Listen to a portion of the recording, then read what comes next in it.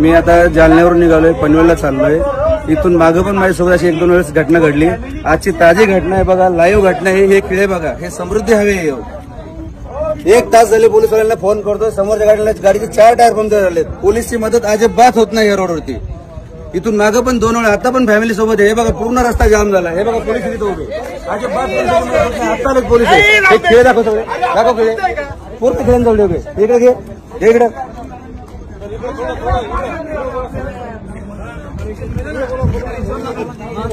भाऊ. इथून मागून माझ्यासोबत अशा घटना 2 वेळा झाल्यात. तेव्हा पण मी पोलिसांना फोन केला, अजिबात पोलिसांची मदत होत नाही. मी आता जालन्यावरून निघाले, मला पनवेलला जायचंय. हा बघा रस्त्यामध्ये हजारो खेळ ठोके, एवढे खेळ ठोकासवर चाललंय काय?